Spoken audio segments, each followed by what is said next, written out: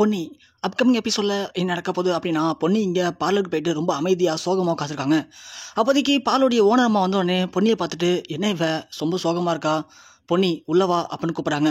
பொன்னி உள்ளே போனதும் ரொம்ப அமைதியாக இருக்கவும் ஓனர் அம்மா கேட்குறாங்க, என்னாச்சு பொன்னி, ஏன் இவ்வளோ அமைதியாக இருக்க, எது யோசிச்சுட்டு இருக்கமே தெரியுது, உனக்கு ஏதோ பிரச்சனைன்னு மட்டும் எனக்கு எல்லாம் புரியுது, நீ எந்த பிரச்சனை இருந்தாலும் என்கிட்ட ஷேர் பண்ணிக்கோ, நான் உன் ஃப்ரெண்டு மாதிரி தான், நீ என்ன தனியாக நினைக்காத அப்படின்னு சொல்கிறாங்க. பொன்னி இல்லை மேடம், இது மாதிரி என் வாழ்க்கையில் நடந்த நான் எல்லாத்தையும் உங்கள்கிட்ட சொன்னேன்ல, ஆனால் எங்கள் வீட்டில் சுந்தரன் ஒருத்தர் இருக்கார், அவர் என்னுடைய ஹஸ்பண்டோடைய தங்கச்சி புருஷன் தான், எனக்கு அண்ணன் முறை வேணும், ஆனால் அவர் தான் என்ன அந்த வீட்டை விட்டு அதிகமாக துரத்துறதுல ரொம்ப குறியாக இருக்கார், அதோட என்னுடைய கல்யாணத்தப்போ ஒரு பிரச்சனை பண்ணார், அந்த பிரச்சனையில் 2 சினிமா ஆர்டிஸ்ட் கலந்துக்கிட்டாங்க, அந்த 2 பேரும் மட்டும் எனக்கு இப்போ கிடச்சிட்டாங்க அப்படின்னா எல்லாத்துக்கும் காரணம் அவர் தான் சொல்லி என் மேலே எந்த தப்புமே இல்லைன்னு சொல்லி என் குடும்பத்துக்கு நிரூபிக்க முடியும். அப்படியாப்பட்ட ஒரு இக்கட்டான சுச்சுவேஷன் நான் இருக்கேன் இப்போது. சரி பொன்னி, அதுக்கு என்ன இப்போது? இல்லை மேடம், நேத்தி அந்த சினிமா ஆர்டிஸ்ட்டில் ஒரு ஆள் நம்ம பார்லருக்கே வந்தாங்க, அவங்கள டக்குன்னு பிடிக்கலான்னு பார்த்தேன், அதுக்குள்ளே இங்கேருந்து எஸ்கேப் ஆகி ஓடிட்டாங்க. அதுக்கப்புறமா அவங்கள பார்த்தின அட்ரஸ்லாம் கலெக்ட் பண்ணிவிட்டு அவங்க வீட்டுக்கு போய் பார்த்தா அவங்க நைட்டாக வீட்டை காலி பண்ணி போயிட்டாங்க. அவங்க எங்கே போனாங்க, என்ன ஆனாங்க எதுவுமே தெரியல. அவங்களுடைய கான்டாக்ட் நம்பரோ எதுவுமே கிடைக்கவே இல்லை. ஆனால் அந்த வீட்டில் அவங்க இல்லைன்னு தெரிஞ்சுக்கிட்டு வெளில வரும்போது பார்த்தா அவங்க வீட்டு சைடில் என்னுடைய சிவானி பாப்பா ஃபோட்டோ இருந்துச்சு. ஸோ அந்த பொண்ணுடைய ஃபோட்டோ அங்கே இருக்குன்னா கண்டிப்பாக சுந்தரண்ணா அங்கே போயிருக்காருன்னு அர்த்தம். அப்போது இந்த பொண்ணை நான் பார்த்த உடனே அவங்க கால் பண்ணி சுந்தரத்தை சொல்லியிருப்பாங்க, இது மாதிரி பொண்ணு என்னை பார்த்துட்டான்னு சொல்லியிருப்பாங்க. அதனால் அவர் நைட்டாக அவங்கள வேற ஏதோ ஊருக்கு மாற்றிருப்பாரு. இப்போ எனக்கு இருந்த அந்த ஒரே ஒரு வழி அது மட்டும்தான். இது வரைக்கும் ஃபோட்டோ கிடைக்காம இருந்துச்சு, இப்போ ஃபோட்டோ கிடச்சிது. ஆனால் ஆள் என்னை பார்த்து எஸ் ஆகிட்டாங்க. இனிமேல் அவங்களை கண்டுபிடிக்க முடியுங்கிற நம்பிக்கை எனக்கு போயிடுச்சு. இன்னும் ஒரு ஆள் இருக்காரு, அவர் எங்கே இருக்காரு என்னன்னு ஒன்றும் புரியல. எப்படி சுந்தரனை இந்த பொண்ணை இங்கேருந்து வேற ஊருக்கு மாற்றின மாதிரி கண்டிப்பாக அவரையும் இன்னாரும் உஷார் பண்ணி மாற்றிருப்பாரு. ஸோ எனக்கு இருந்த அந்த ஒரு வாய்ப்போ இப்போ பறி போயிடுச்சு. இப்போ எனக்கு என்ன பண்ணுறதுன்னு தெரியல மேடம், எனக்கு ரொம்ப கஷ்டமாக இருக்குது. என்னால் நான் எந்த இதுக்குமே பண்ண முடியல, நான் எதுவும் பண்ணல அப்படிங்கிறத நிரூபிக்க முடியாமல் போயிடுமே, என்னால் குற்றம் உணர்ச்சியோன்னு அந்த வீட்டோட வெளியே வர வேண்டிய நிலைமை ஏற்பட்டுடுச்சு. அதுதான் எனக்கு ரொம்ப கஷ்டமாக இருக்குது மேடம் அப்படின்னு பொண்ணு இங்கே ஃபீல் பண்ணி அழ ஆரம்பிக்கிறாங்க. உடனே ஓனரம்மா, என்ன பண்ணி இதுக்கெல்லாம் போய் அழுதுட்டு இருக்க, நீ எவ்வளோ போல்டான ஆளு, இதுக்கெல்லாம் போய் அழுவலாமா, தயவு செஞ்சு அழாத பொண்ணி, நான் இருக்கேன்ல, கண்டிப்பாக நான் அதுக்கு ஒரு வழி சொல்கிறேன் உனக்கு, அழுவாத. இப்போ என்ன, அந்த சுந்தரம் தான் எல்லாத்தையும் பண்ணியிருக்காரு, ஆனால் அதை உன்கிட்ட நிரூபிக்கிறதுக்கு ஆதாரம் இல்லை, அவ்வளோதானே. சரி, இப்போது நான் ஒரு ஐடியா சொல்கிறேன், அதை கேளு பொன்னி, இங்கே பாரு பொன்னி, நான் சொல்கிறத கேளு, ஒரு நிமிஷம் இரு, நீ போய்ட்டு டீ கொண்டு வாப்போ அப்படின்னு சொல்கிறாங்க. இல்லை மேடம், சொல்லுங்கள் மேடம். இல்லை பொன்னி, நீ போய் டீ கொண்டு வா, சாப்பிட்லாம் போ, நான் சொல்கிறது கேளு அப்படின்னு சொல்லி பொன்னியை டீ கொண்டு வர சொல்கிறாங்க.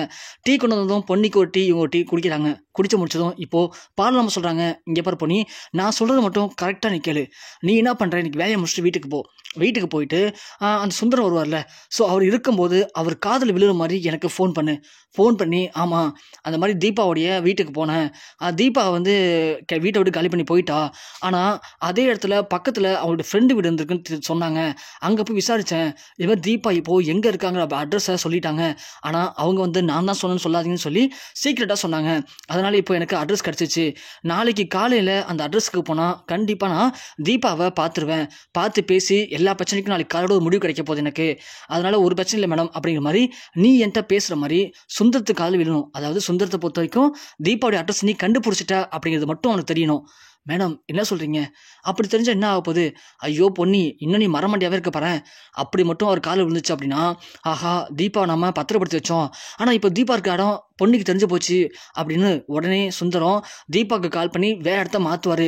இல்லையா, இங்கே சுந்தரமே கிளம்பி போய் தீபாவை வேறு இடத்து மாற்றுறதுக்கான வேலையை பார்ப்பாரு. எது எப்படியோ நீ பேசி முடிச்சதுக்கப்புறம் சுந்தரம் வீட்டை விட்டு கிளம்பிடுவார்.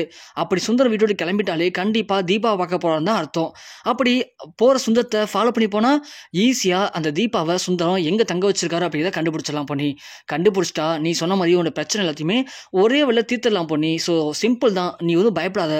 மேடம் இதெல்லாம் நடக்குமா, கண்டிப்பாக நடக்க பொன்னி, நான் இருக்கும்போது நீ ஏன் ஃபீல் பண்ணுற, வா ஏஞ்சலி போய் வேலையை பாரு, வேலையை முடிச்சுட்டு வீட்டுக்கு போ, நான் சொன்ன மாதிரியே பிளான் பண்ணு, நீ வீட்டுக்கு போகும்போது நான் உன் வீட்டுக்கு வெளில வெயிட் பண்ணுறேன், நீ உள்ளே போயிட்டு சுந்தரத்துடைய காதல் விடுற மாதிரி சொல்லு, கண்டிப்பாக சுந்தரம் உடனே கார் எடுத்துகிட்டு போவார், நீ இப்படியே வா, நான் வெளியில் கார் வச்சு நிற்கிறேன், என் காரில் நீ ஏறிக்கோ, அவருடைய காரை நம்ம ஃபாலோ பண்ணி போகலாம், ஸோ 2க்குமே கண்டுபிடிச்சிடலாம்.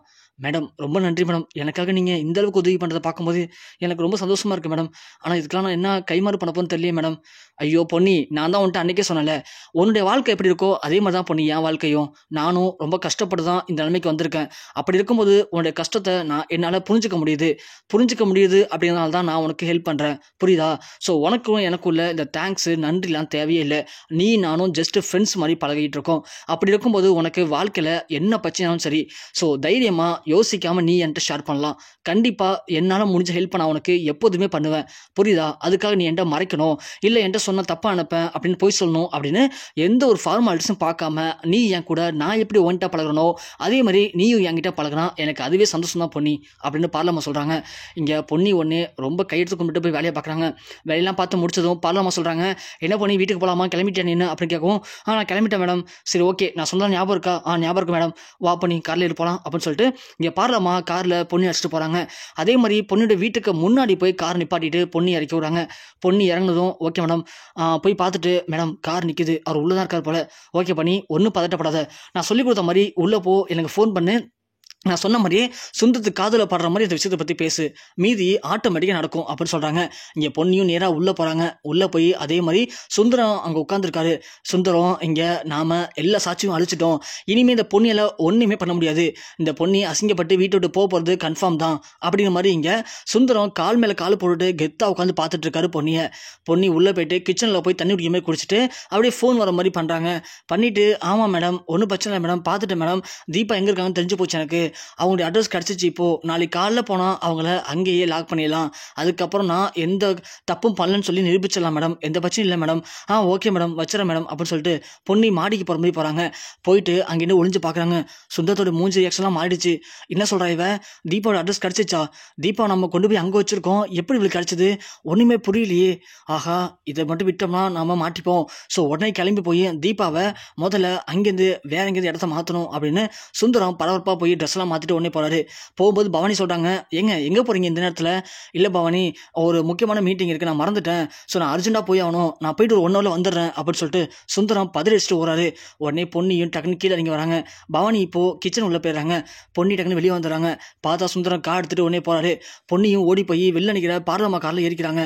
ஸோ 2 பேருமே அந்த காரை ஃபாலோ பண்ணி போகிறாங்க. சுந்தரம் அதே மாதிரி சென்னைக்கு அவுட்டரில் ஒரு ஏரியாக்குள்ளே அந்த தீபாவை தங்க வச்சிருக்காரு. அங்கே போய் கார் நிப்பாட்டிட்டு உள்ளே வராரு. இங்கே பொன்னியும் அந்த பார்லமாவும் பொறுமையாக இறங்கி போய் அந்த வீட்டுக்கு ஜன்னல் வழியாக பார்க்குறாங்க.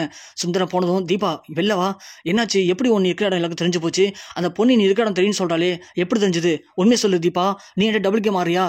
சார் என்ன சார் இப்படிலாம் பேசுகிறீங்க, நீங்கள் சொன்னீங்கன்னா நான் இங்கே வந்து தங்கியிருக்கேன், நான் யார்ட்டையுமே ஃபோன் கூட பேசல சார், நீங்கள் வேணா என் ஃபோன் எடுத்து பாருங்கள், அப்போலாம் தெரிஞ்சிருக்க வாய்ப்பே இல்லை சார்.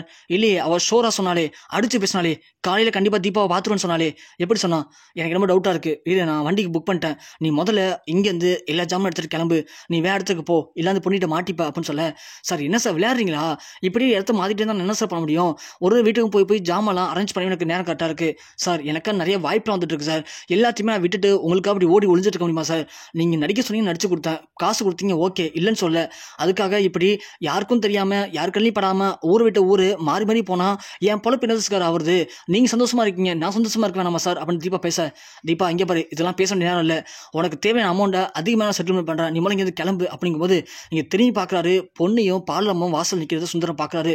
பார்த்தும் சுந்தரத்துக்கு தூக்கி வாரி போடுது. உடனே பொண்ணு சொல்கிறாங்க, என்ன அண்ணன், சுந்தரம் அண்ணன், என்ன நான் சும்மா ஒரு பிட்டை தான் போட்டேன், எங்கள் மேடம் சொன்னாங்க கிணத்துல கல்லை போட்டால் கண்டிப்பாக அலை வந்தானே ஆகும்னு சொன்னாங்க, அதே மாதிரி கல்லை தூக்கி போட்டேன், அப்படியே நாய் எலும்பு துண்டை தேடி ஓடின மாதிரி அங்கேருந்து தேடி ஓடி வந்தீங்க பாருங்கள் தீபாவை தேடிட்டு, இப்போது உங்கள் வாயாலேயே நீங்களாவே மாட்டிக்கிட்டீங்க, இப்போ தெரியுதா இந்த தப்பு பண்ணலை, எல்லா தப்பும் காரணம் நீங்கள் தான், ஸோ உங்களை கையும் களமாக பிடிச்சிட்டு போய் வீட்டில் நிப்பாட்டினா கண்டிப்பாக வீட்டில் இருக்க எல்லாருமே செருப்பை ஒன்று அடிப்பாங்க, அப்போ தான் உனக்கும் புத்தி வரும், இந்த மாதிரி தப்பு பண்ணக்கூடாதுன்னு உனக்கு தெரியும் அப்படின்னு சொல்ல, சுந்தரவனே இங்கே பாரு பொண்ணி, நீ வீட்டில் போய் தாராளம் சொல்லிக்கோ, நீ சொல்கிறது யாரும் நம்ப மாட்டாங்க, ஏன்னா அந்தளவுக்கு நான் பர்ஃபார்மன்ஸ் பண்ணி வச்சுருக்கேன், தீபா இப்போ கிளம்பிடுவா, ஒன்றால் என்ன பண்ண முடியும், நீ யார்ட்டாலும் சொல்லு, எனக்கு எந்த பிரச்சனையும் இல்லை, எனக்கு எந்த பயமும் இல்லை, ஆமாம் நான் தான் அந்த கல்யாணத்தை நிப்பாட்ட சொன்னேன், நான் தான் ஆளுங்க செட் பண்ண சொன்னேன், நான் தான் பழி தூக்கி ஓ மேலே போட சொன்னேன், என்ன பண்ண முடியும் உன்னால் என்ன பண்ணுமோ பண்ணிக்க போடி அப்படின்னு சுந்தரம் சொல்ல, இங்கே பாலமா அப்போ தான் சூப்பர் சார் பொன்னி சூப்பராக வந்திருக்கு, வீடியோ நல்லா வந்திருக்கீங்க பாரு அப்படின்னு சொல்லி சுந்தரம் பேசுன எல்லாத்தையும் வீடியோ எடுத்து காட்டுறாங்க. அதை பார்த்து சுந்தரம் செம்ம ஷாக்காரு. ஹலோ நீங்கள் யாருங்க? நீங்கள் எதுக்கு இதெல்லாம் வீடியோ எடுத்தீங்க? நானா? பொன்னியோடைய பார்லர் ஓனர் நான் தான். பொன்னியோடைய இப்போ ஃப்ரெண்டாக இருக்கேன். ஸோ பொன்னிக்காக நான் இதோட பண்ண மாட்டேனா?